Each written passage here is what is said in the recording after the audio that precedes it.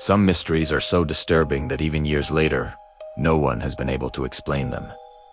There's no evidence, no logical answers, just fear and a chilling silence. Tonight, you're about to hear true-style unexplained cases that still haunt investigators and witnesses to this very day. These aren't stories from a movie. These are real incidents where reality itself seemed to completely break down. Our first case begins with a disappearance that should have been impossible. A solo hiker entered a well-mapped forest early in the morning. He did everything right. He informed his family.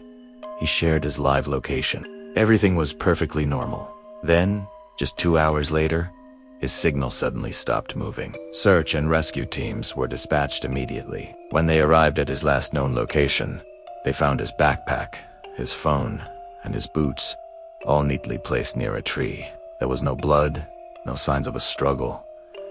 It was as if he had just vanished. 3 days later, he was found alive. But where they found him is what makes this story so unsettling. He was standing on top of a tall tree nearly 20 feet above the ground. There were no ladders, no broken branches. Absolutely no explanation of how a person could get to that height without any equipment or injury. When the rescuers finally got him down and asked how he got there, he just kept repeating the same sentence over and over. It asked me to climb. He refused to explain who or what it was. He never went hiking again. The second incident happened inside a hospital, a place we associate with healing, not horror. A nurse was assigned the night shift in a ward that was supposed to be completely unused. The official records showed that the entire floor had been closed for months. Around 2:30 in the morning, a patient call light turned on. Room 312. Confused, the nurse double-checked the hospital records. That room had no patient assigned to it. She cautiously walked down the dark, empty hallway and opened the door. The bed was empty. The monitors were all off, but the call button was still blinking, demanding attention. As she turned to leave, she heard it. Breathing.